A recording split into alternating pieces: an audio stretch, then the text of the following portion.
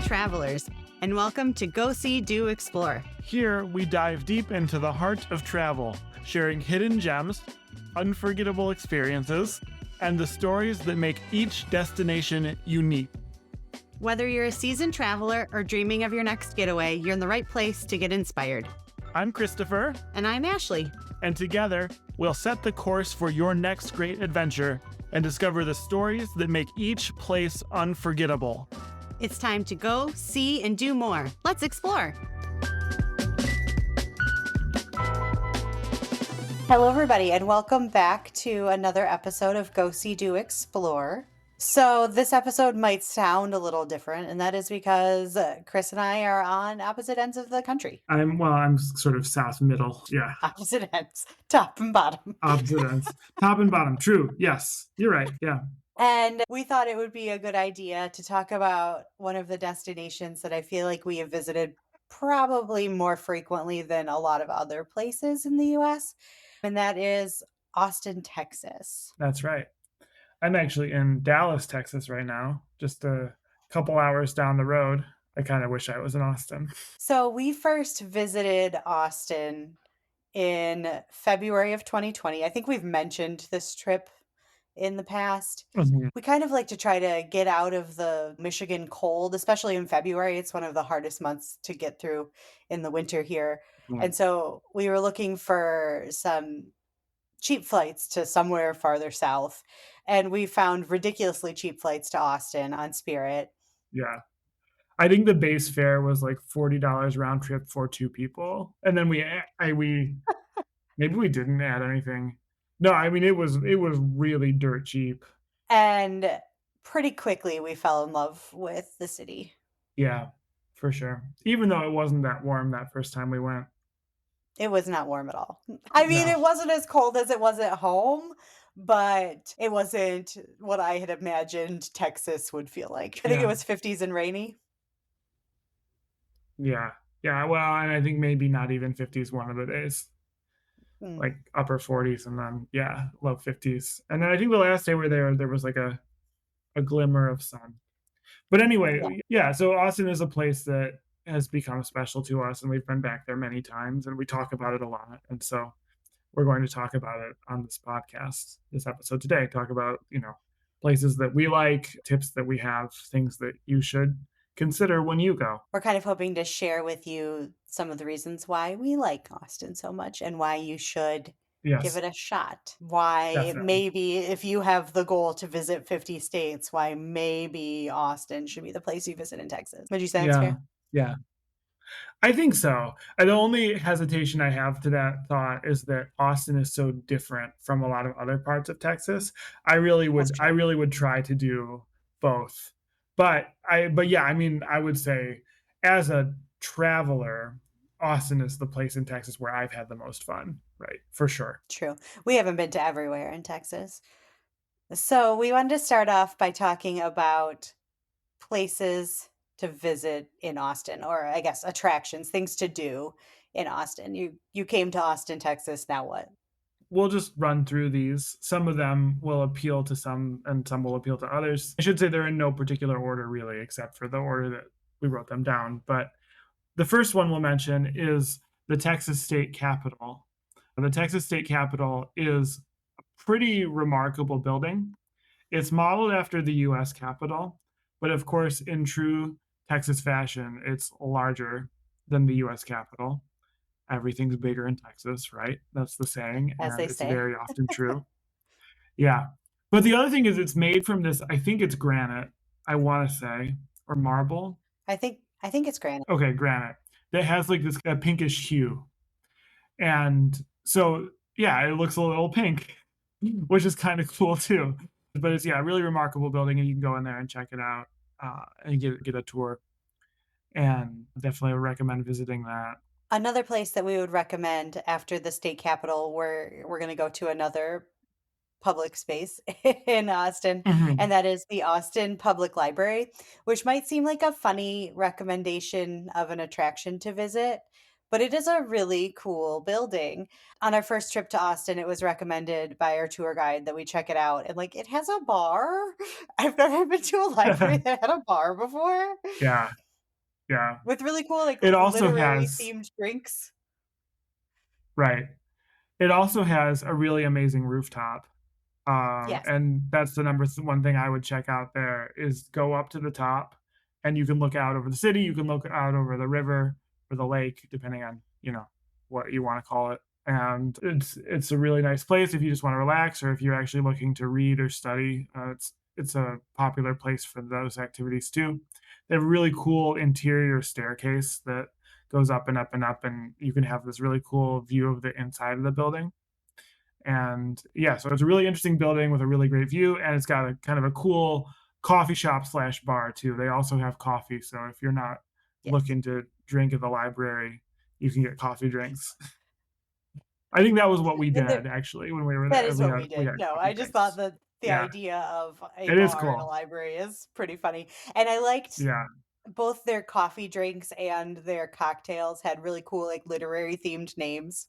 So, Mhm. for a nerd, it's Yes, pretty cool. definitely. It's fun. Yeah. The cookbook, right? Was that what that Oh, place yeah. is called? Yeah. Yeah. Um, okay, the next one I'll mention, just sort of generally, is the South Congress area. And we're going to talk about some other areas in downtown Austin when we talk about music too. But South Congress is a little bit different. South Congress is on the south side of Lady Bird Lake, and it is home to shopping and kind of artsy destinations, interesting stores. The famous Austin mural is there that everyone gets their picture taken with. We went to a really cool wine bar down there that was really fun. We did have wine at that one. And there's like a candy shop too that we went to, right? Oh, yeah, I forgot about the candy shop, yeah. But that's the Yeah, place if you're looking to get your cowboy boots in Texas, you're gonna find them in sure. South Congress, or your Texas cowboy hat, you'll find that on South Congress too. And I think That's there's right. also, like, some, like, brands that you would know, I don't know. Mhm. I'm not really Yeah, we're not really people that travel for shopping, so no, we're a little bit more everything's minimalist. online. We don't have the space in our suitcase for that. Yeah, for sure we don't. Oh, So I yeah, was it's tempted to buy a not pair of in boots. something that is on the street South Congress, but not in the South Congress area proper is the Yeti store. Yes, That's one we've been to a couple times. That's closer to immediate downtown, but it is kind of on the way to South Congress if you're going that and it way. also has a bar. Oh, right. Yeah, that's I think a theme in Austin. Yeah. Yeah. You wouldn't think it has a bar, but yet it does. Another couple of sites actually I want to mention that are sort of thematically together are a few Lyndon Johnson sites in and around Austin. There are a bunch of them actually. I think I have been to all of them, and Ashley's been to most of them, and they're all pretty good. So there's the Presidential Library, which is at the University of Texas, which is downtown Austin, and they have lots of exhibits about Lyndon Johnson's presidency. And his library is there too, his library proper. And they also have other exhibits. I saw a really cool music exhibit last year. Most of the artifacts of like American music were owned by Bruce Springsteen. Apparently, he's a collector, but that was really cool. Just outside of town is the Lady Bird Johnson Wildflower Center. Yeah, that's a really cool place if you're into the kind of botanical gardens kind of an atmosphere. We visited that trip in February, so maybe it wasn't the best time, but And there was still stuff blooming. There was like a waterfall, there were lots of hiking trails. There was an arboretum, I think. So Lady Bird Johnson was an environmentalist, and she worked for the preservation of wild landscapes and wildflowers and other native plants. So the Ladybird Johnson Wildflower Center, they only have plants that are native to that area of Texas. It's unusual when you think of other botanical gardens around the world. right, right. Yeah, it's a fun place to visit. It would Also, be it not would be far. beautiful to Oh, visit good. in the springtime for sure. Yeah, yeah, We were a yeah, little early. definitely. Also, not far from Austin are more Lyndon Johnson sites. His birthplace, his ranch, and a museum that's at the ranch are also all National Park Service sites that you can visit in driving distance of Austin. I believe it is the Lyndon B. Johnson National Historic Park is There you go. the full title. I think actually, I think it's possible that all 5 of those sites are part of that historic park, but I might be wrong about that. Yeah, inside the park, when you visit the ranch, you can see his personal airplane that he Yeah. used. Was it to land in Austin or was it to land in I Johnson think, City? like, Austin or San oh, yeah, they would no, he would fly Air Force One to, like, Austin or San Antonio, I think, and then they would pick him up from one of those airports to Johnson City in the little plane. And they called it Air Force One Half, which I just think is really funny Yeah. Yeah, because 'cause he's got a little because it's so small. runway on the ranch property. There's a little runway right on the ranch. Yeah, for this little plane.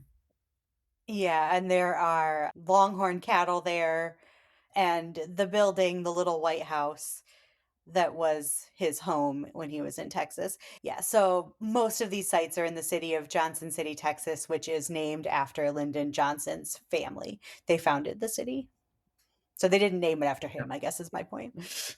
Yeah, yeah, for sure. Next on the list is the Zilker Park area, and specifically Barton Springs.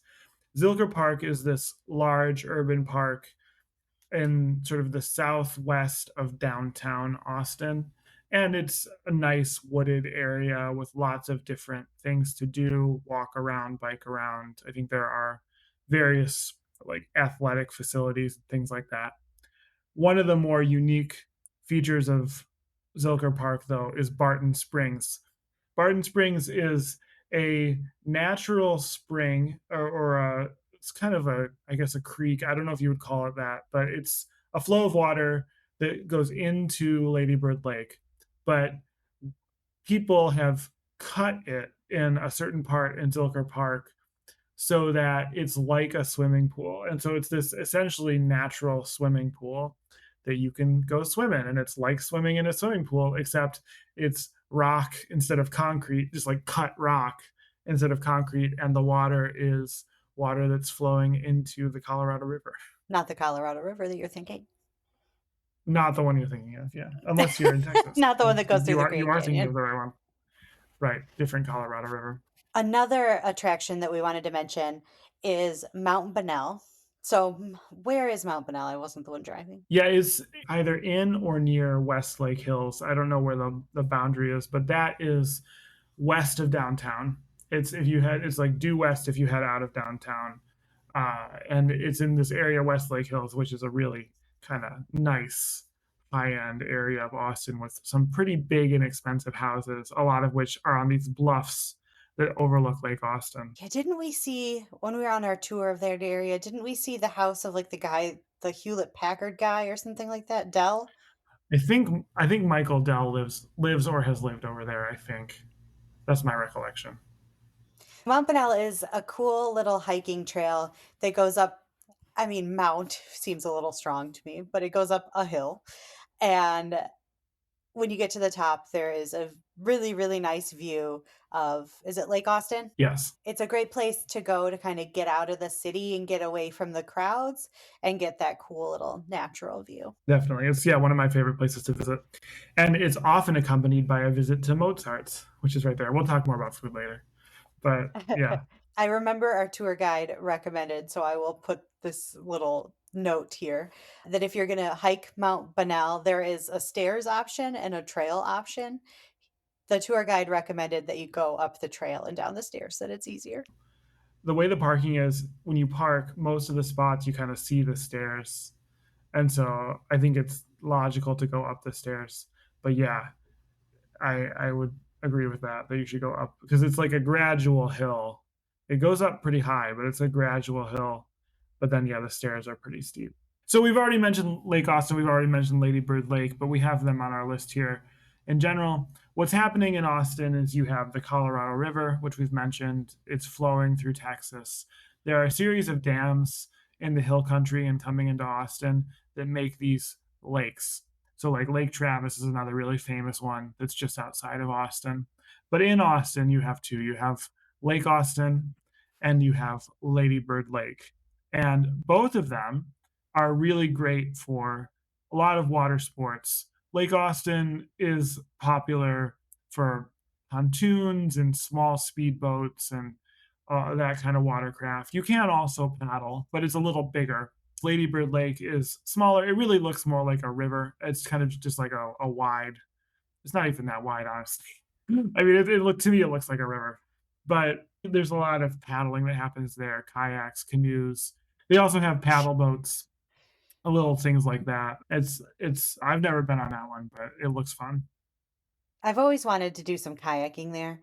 And it kind of goes Mhm. into the next one on our list here is the South Congress Bridge over Ladybird Lake is home to an enormous bat colony.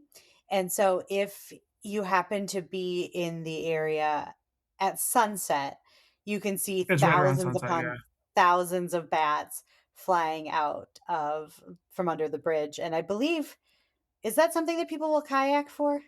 Do people are there tours for I that? think so. People kayak. People also just gather in that area to see and I think it's like pretty reliably every night you can count on it happening is my understanding. I don't think it's seasonal. I could be wrong about that, but I don't think I so. think it I is certain think times of the it's year. I feel like when we were there in more February, active. it was big of a thing. Yeah. Okay. Yeah, I know when I've been in May and June, I actually haven't seen it myself, although I have seen the bats for sure. I know in May and June, the times I've been there, people talk about going and doing it, but I'm usually doing something else at that time. Is it that we're usually eating at that time? I mean, we're in Austin. It's a safe bet. Something else to note is that Austin is not far away from the Texas Hill Country, and I know we've talked about the wineries of the Texas Hill Country extensively on this podcast. So that's an easy day trip from Austin. Fredericksburg is a fun little town that's I think it's about 2 hours away from Austin, so Yeah. it's a good day trip. And also you're not far Mhm. from San Antonio and all of those Yeah. sites as well. New Braunfels. Yeah, all those places. Yeah. Yeah. In 2021, we did a Texas Hill Country road trip that was a round trip from Austin, and it was fun. It was good to see a lot of different parts. But I feel like Definitely. we liked the Johnson City area kind of the best. Would you agree with that? By Johnson City, in terms of scenery and certainly wineries. And I know in our best thing we ever ate episode, whatever that was called, I talked about how the Jaeger schnitzel at Auslander in Fredericksburg is one of the best things I ever ate. But we're not to food yet, so I'm not supposed to talk about that yet. We're not the food. It's hard to not let that like bleed in, but yeah, we're not the food. I say that as I'm literally making a dinner reservation on my phone. I want to make sure there's a table. Well, why don't we go to the wine break?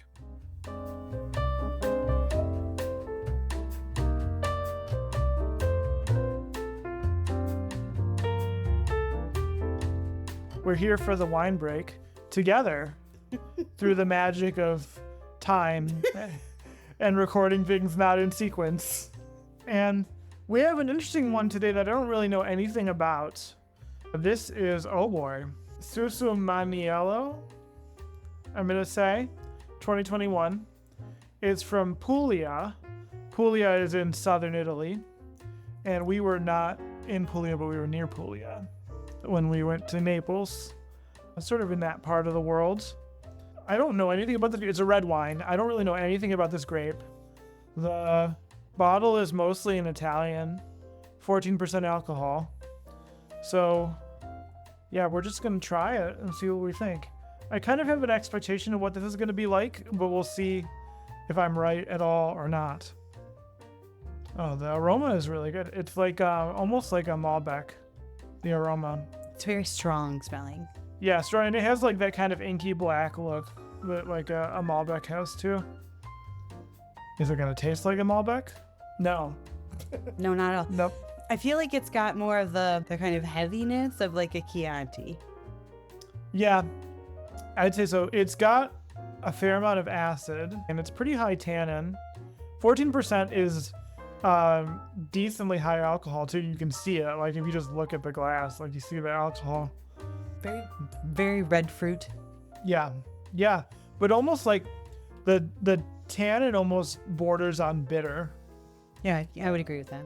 Not in a bad way, but just like definitely If you are someone who's super sensitive to bitter flavors, I don't think you would like this.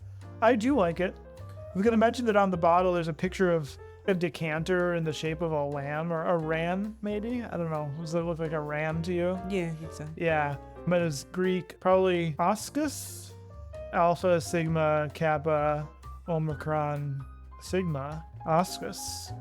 And if I can read the Italian, which I can't, it says that the symbol was on a Greek decanter from the 1st century AD. That's about all the Italian I can read, but although I also can read that all the grapes are from Puglia.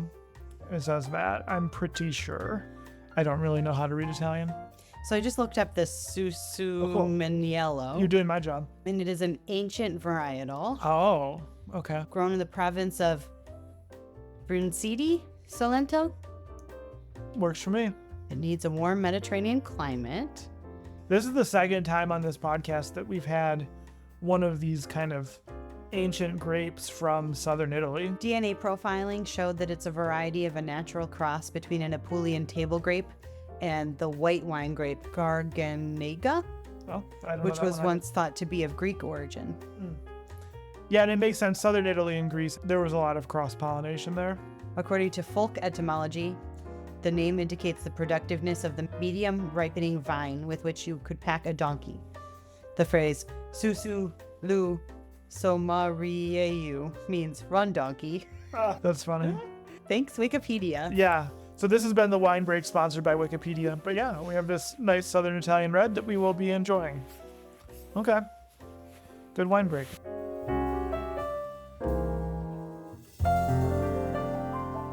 Okay, we're back from the wine break. And so we talked about general attractions, you might say.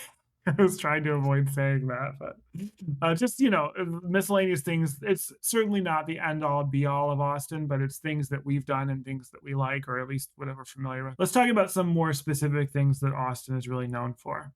This one I'll lead us through the conversation on because it's something that I've done, I think, a lot more than you, which is Austin's music scene. And certainly I haven't done that much of it, but it is vast and diverse.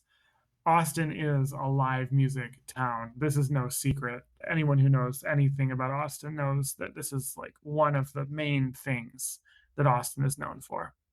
But I wanted to talk about kind of what you can see, what you can expect. It was something that I found very intimidating. And I know the first couple times you and I went, I was like, I don't really want to do that because I don't really know what I'm doing at all. And then I went with some people that were more familiar than I, and I got much more comfortable kind of knowing what I like in Austin. But there's live music all over the city.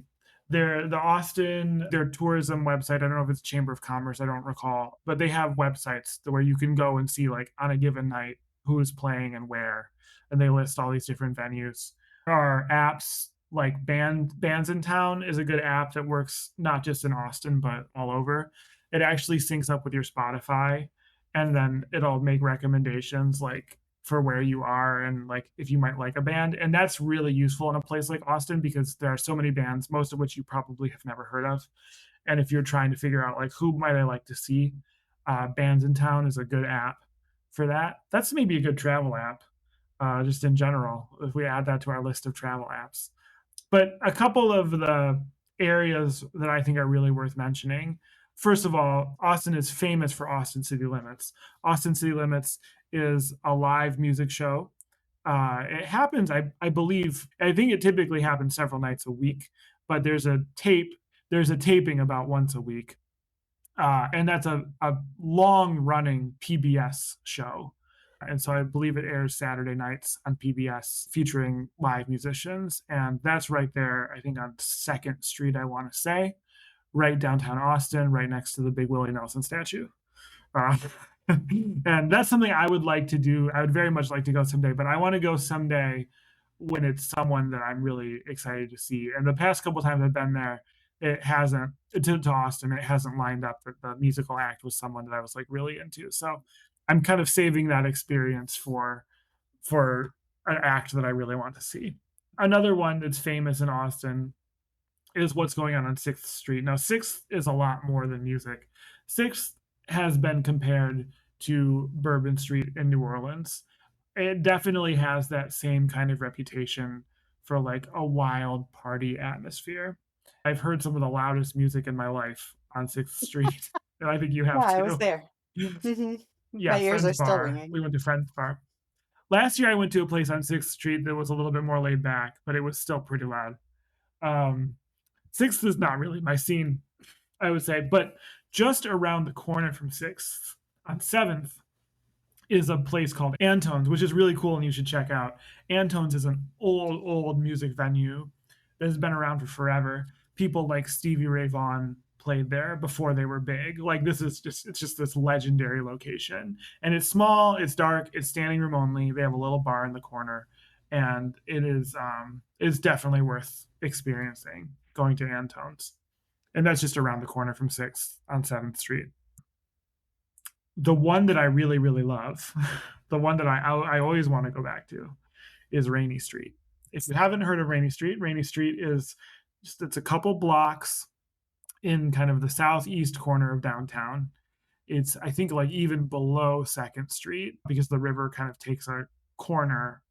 And so there's more land there. It's just this little tucked away corner, and it's a historic district. There are these old homes, old bungalows that they have converted into bars. And there's probably, I don't know, maybe 7 or 8, maybe more of these venues that are these bungalows that have become bars. And they typically have some inside space, but they all, or at least most of them, have these kind of what I would describe as front lawns because it's a house. It's like someone's house. And they've converted the front lawn into a music venue. And so this is great for a few reasons. First of all, it's just nice to be outside for temperature, unless it's really hot, but also just the music. I don't know. It's not so bottled up. You're kind of more out. You can choose your seat if you want to have a loud experience. It's just really fun. I love going there. I mean, I would go there if I lived in Austin. I'd go there probably most nights. That's it's live music in a fun atmosphere that's more laid back, less. I mean, there's partying going on for sure, but it's less than 6th Street. That's kind of my favorite one.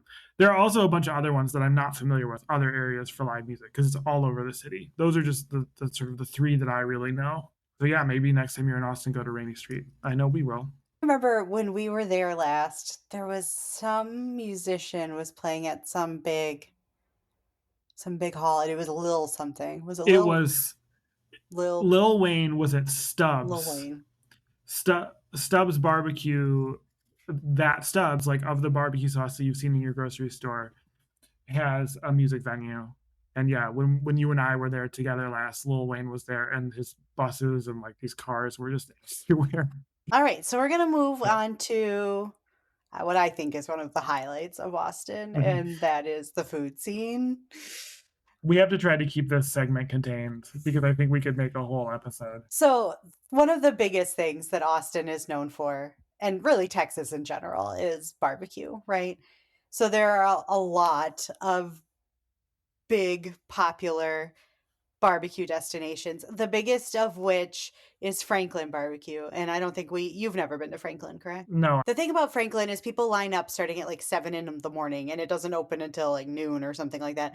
And I don't know who has that kind of time on their vacation, but that's not typically, I mean, even at Disney, you don't wait that long in your lines. yeah, So, yeah, we've never gone to Franklin. We'll get to a place a little bit farther down on the list that we'll talk about. We have had some Franklin barbecue somewhere else. yes, Our go-to barbecue establishment in Austin is Terry Black's, which is in the Zilker Park neighborhood.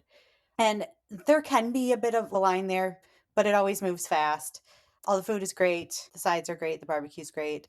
And every time you go, if you get a drink, you get a cup to take home. that's true. We have several of those. Yeah. So Loro is a restaurant. It's like fusion. It's like Hmm. Asian barbecue fusion, right? Yeah. Do they use Our the Lyft barbecue from driver, Franklin? that was what our Lyft driver told us. I mean, right or wrong, is that that the barbecue they serve at Loro is from Franklin. That like Franklin cooks it and sends it over or something like that. Or yeah, it's a Franklin operation over at Loro to make the barbecue. And that was a really unique place. We did have to wait Mhm. kind of a long time. Was that what day of the week We was did. that? I think it was a weekend, but it was worth it because it was very, very unique food. And then there's lots of other barbecue too. Another thing that Austin is really famous for are food trucks. Food trucks are kind of everywhere now, but Austin was one of the places where they really showed up first. And you can find them on the street, but you can also find them in these food truck parks. One of the things I want to call attention to particular with food trucks is the proliferation of breakfast tacos in Austin. Breakfast tacos are kind of like it's a Tex-Mex version of like huevos a la mexicana. It's like they've taken that concept and sort of made it a little bit more Texas. But they very often are migas, which means that it has like fried bits of corn tortilla in there with the egg. And yeah, they're all great. I love all breakfast tacos. But there's lots of Yeah, other food from food trucks too. but you can find breakfast tacos pretty much everywhere in Austin. When we went to Medici Mhm. Coffee, they had breakfast tacos. There's a beef between Austin and San Antonio about breakfast tacos because San Antonio claims that actually they're from San Antonio. And I think that San Antonio is probably right, but for whatever reason, Austin has just really like taken them on. Like I'd say from outside of these places, everyone thinks of Austin as the breakfast taco place. I feel like the college town has to have something to do with it. When you're out Could be, partying all night could be. long, what are you gonna want in the morning? A breakfast Yeah, taco. yeah, that makes sense. Yeah. So that's a good transition into Tex-Mex, right? Or Tex-Mex is maybe one term. If you've watched the Somebody Feed Phil, you know that they kind of shied away from that term of Mhm. Tex-Mex. I don't think there's anything wrong with the term Tex-Mex, but it means a very specific thing, a very specific and delicious thing. The influence of Mexican and Tejano to say like Hispanic Texan cuisine, quite strong, of course, in Texas, but it also has mashed up with people from other parts of the United States, people from countries like Germany, people like all over the world, right? And it has produced just amazing food of all sorts. I mean, you can have very authentic northern Mexican cuisine in Austin. You can have like Torchy's Tacos, which is like Taco Bell, but like way better than Taco Bell, but like it's of that ilk, so to speak. You know what I mean? It all varies and it's all delicious. Yes, we went to the first time we were in Austin, we went to Chewy's, which is I think Oh that's how yeah, you would say that, which is a famous yeah. Tex-Mex chain in Austin. It is we went to the one where was it Jenna Bush Jenna was Bush got arrested for arrested. underage drinking. Mhm. Yep, Classic. his claim to fame.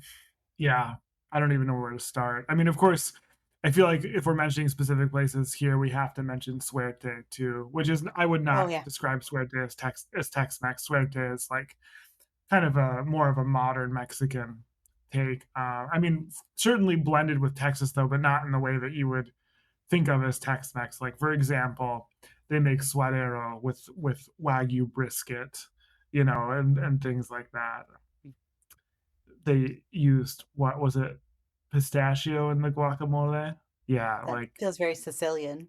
but that was, I mean, that's certainly a highlight. But that's just to name one among many that are really outstanding and incredible.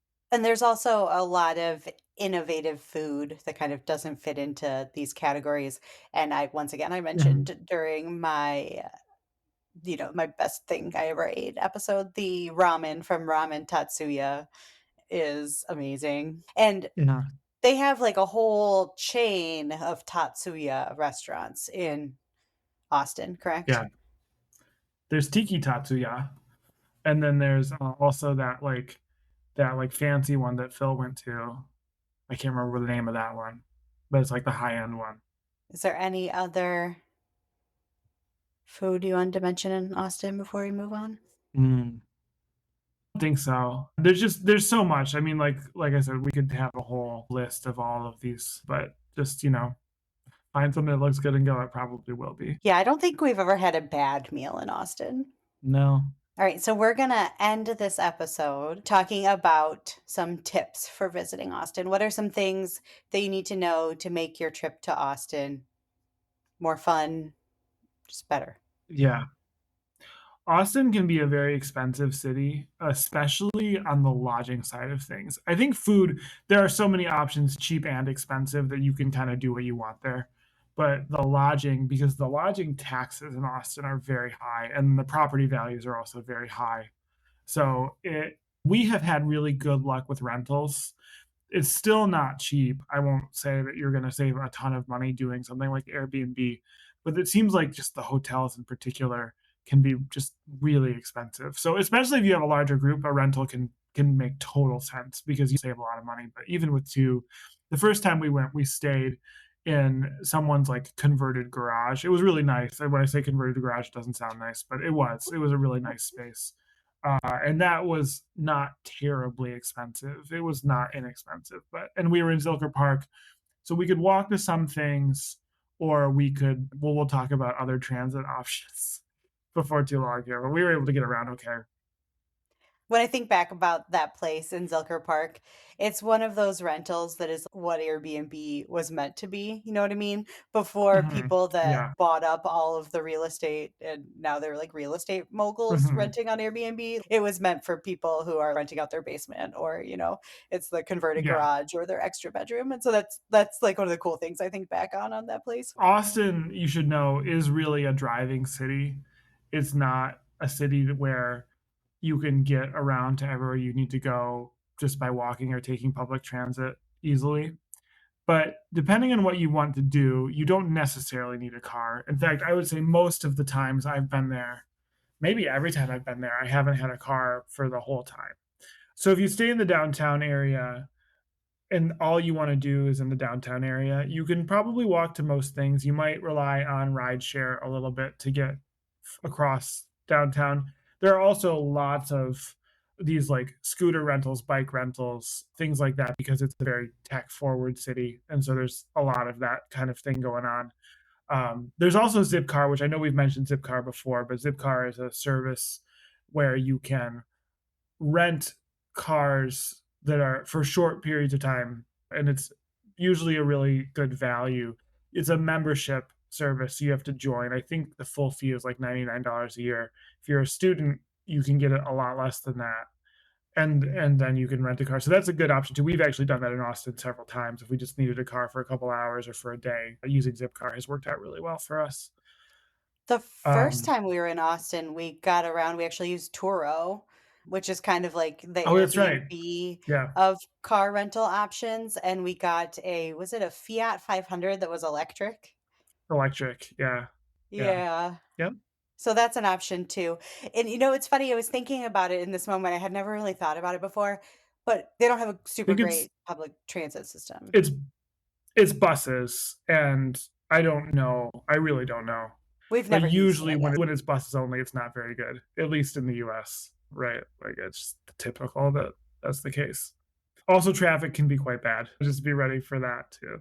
I guess another tip that I would give, as we talked about food to some degree here, is it's a great place to eat just a little bit often, right? Like you want to try. There's so much to try. Mhm. You can just go have a couple meals and you can have a great experience. But if you really want to try all the different food Austin has to offer, consider just having like little appetizers places, or go to a couple of food trucks and just try something from each one. There's a lot of opportunity for that in Austin. I wonder, this is something I haven't looked into before this moment, but I wonder if there are food tours in Austin because it seems like a place that totally should have food tours. I bet I bet there are. Yeah, I bet there are. A progressive dinner in Austin. Yeah, exactly. All right. Well, I think that is all we have for our destination spotlight on Austin, Texas. I hope that you enjoyed it. Like we mentioned, it's one of our favorite places to visit in the US. Definitely. Hopefully good to go back sometime soon. All right. We will talk to you next week.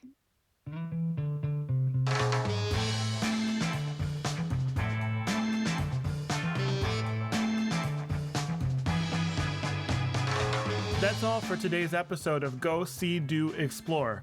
Thank you for joining us and sharing in the wonder of travel. Keep the spirit of today's adventure alive by checking out our blog at goseedoexplore.com for even more travel inspiration. Don't forget to rate and review us wherever you listen to your podcasts. It really helps fellow travelers find us and join our community. Until next time, keep exploring, keep dreaming, and keep traveling by any means necessary. I'm Christopher. And I'm Ashleigh, bidding you farewell and happy exploring.